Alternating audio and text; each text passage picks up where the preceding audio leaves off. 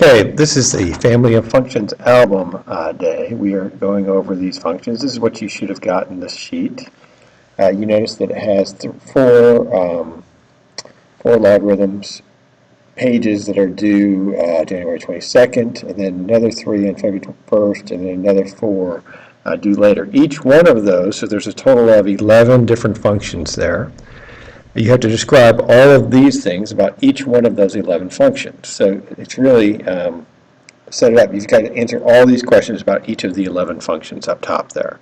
And then I'll have a scoring rubric where you're graded. You can see in the back of that sheet 14 points for each function that you turn in. So it ends up being over 100 points for the project.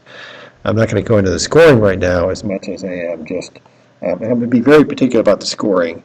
It's got to be exactly accurate. It does not have to be pretty. Your function can be on it should be on an 8.5 by 11 sheet of paper.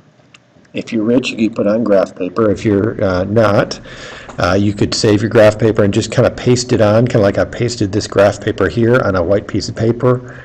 You could do the same kind of thing. You could just have little, you must use graphs for your graphs. You must use graph paper. So you can just plot little squares on there, or you can actually do it on graph paper as long as you want. You may be able to fit it. A lot of students can fit one function and all the information on one side of one sheet of paper. If you need to use the other side, that's fine. It's no problem. Again, I just want the information accurate.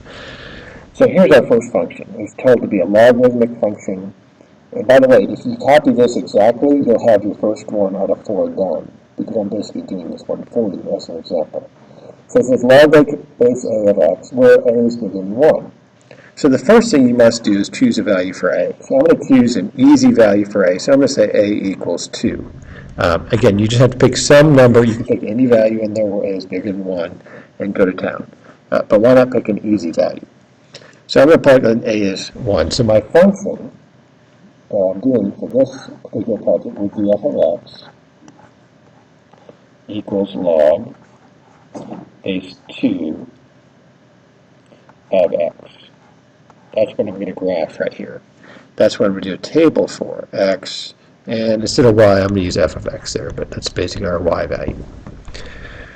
So if I plug in some numbers here, let's plug in some numbers. So let's say -2, -1, 0, 1, 2, and so forth.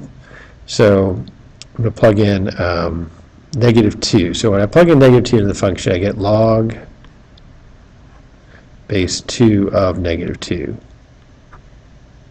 Oops, kind of hard to read that.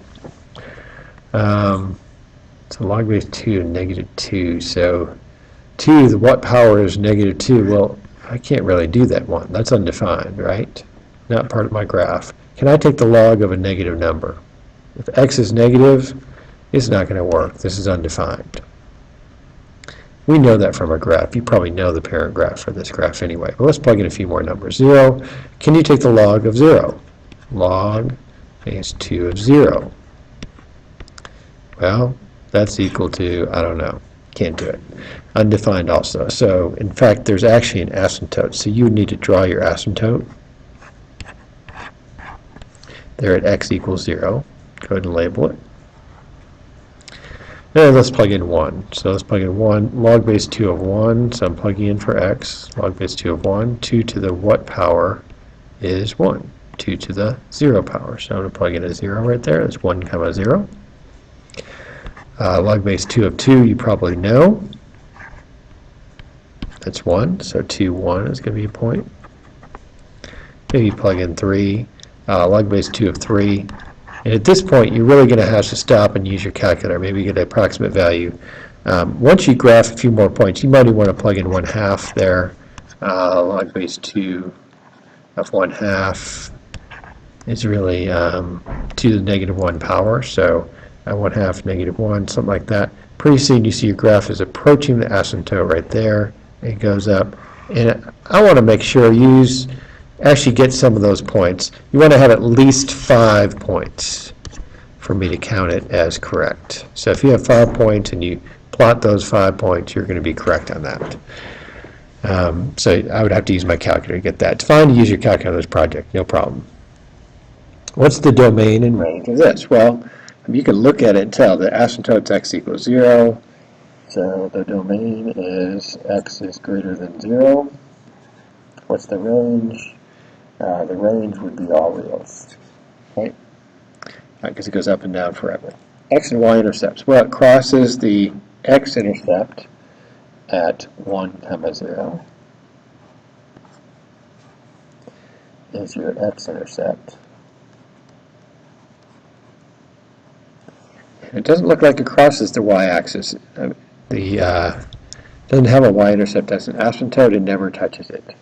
Roots are a fancy way of saying where does it cross the x-axis? Where does it cross the x-axis? Which the root would be x equals 1. Notice I wrote this a little differently than I did this. Intercept would be an ordered pair. I would accept it if you said x-intercept 1. But this, a root, typically is going to be written like this. So I want the form of this to be correct.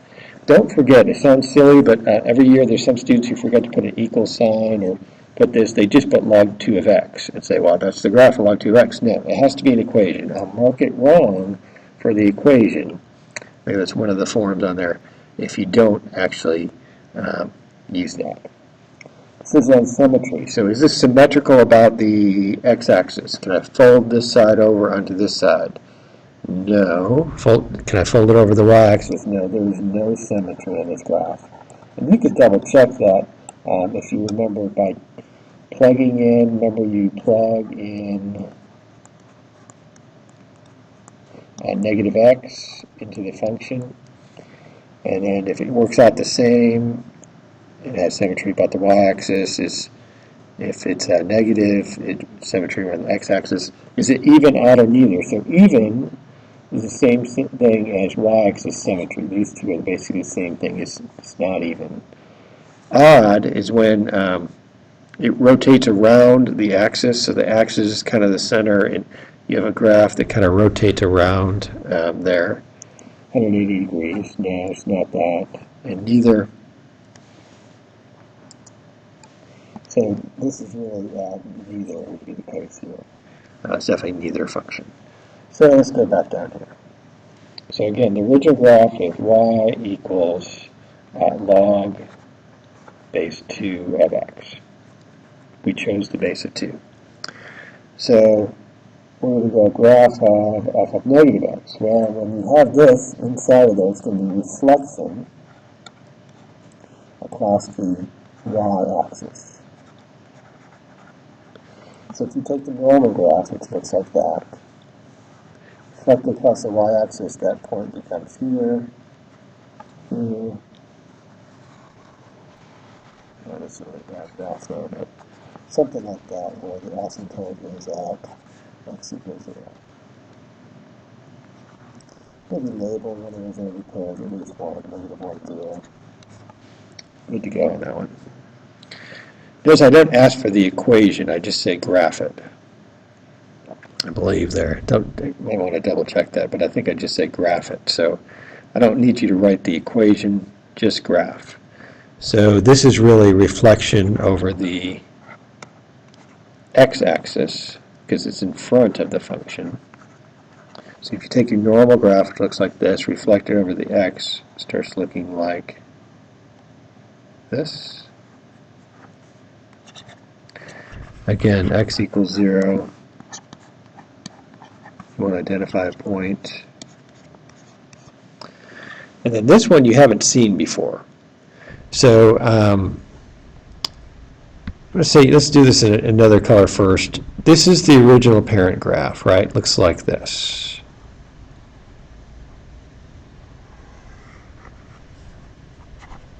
Got the asymptote there.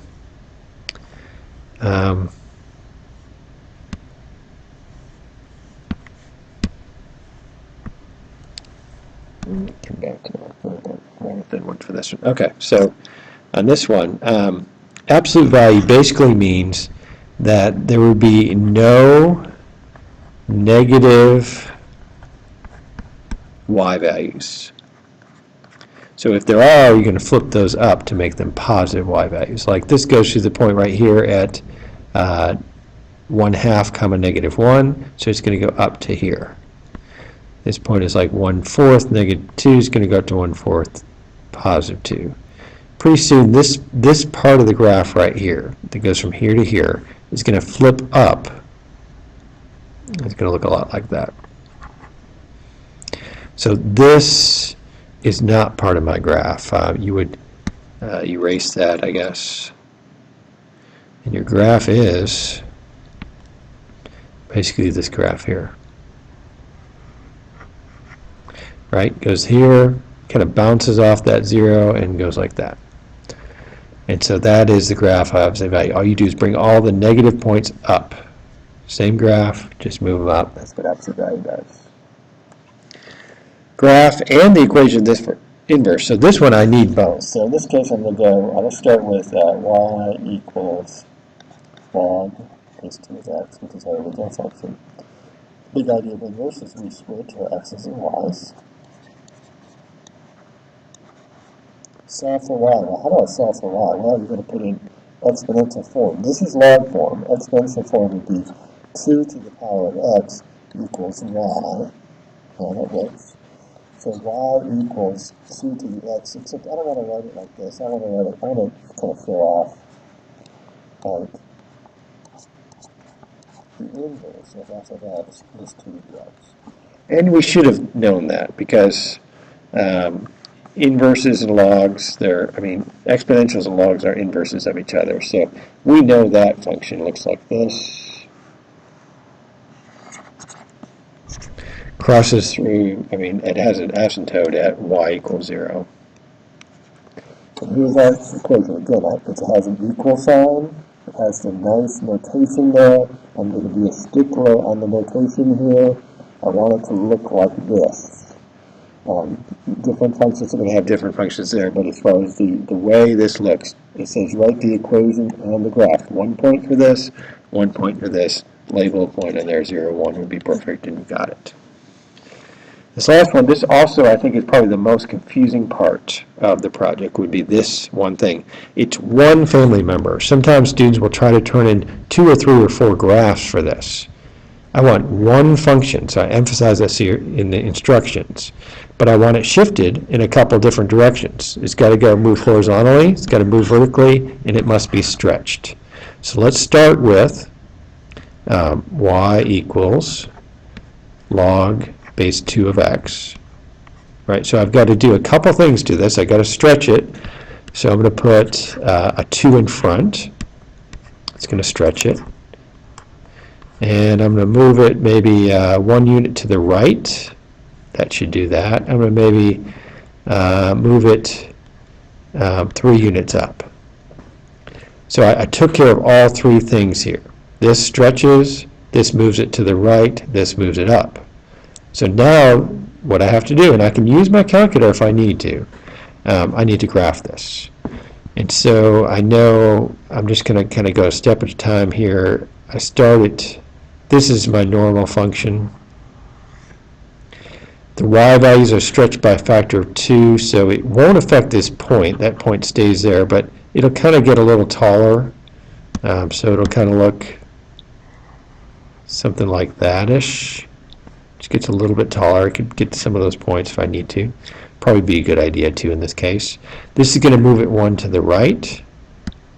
So I'm going to take every point here and move it 1 to the right. This point moves 1 to the right. The asymptote moves 1 to the right, so it looks something like this, roughly. Didn't curve that much there. And then the 3, this moves it up, right? Stretch, move to the right, and up. So I'm going to actually, my final graph, and I'll probably just erase the rest, we'll take this point and move it 3 units up. This point, move it 1, 2, 3 units up. And pretty soon I've got this graph. This is my actual graph of the function. Again, the asymptote is still there at x equals 1.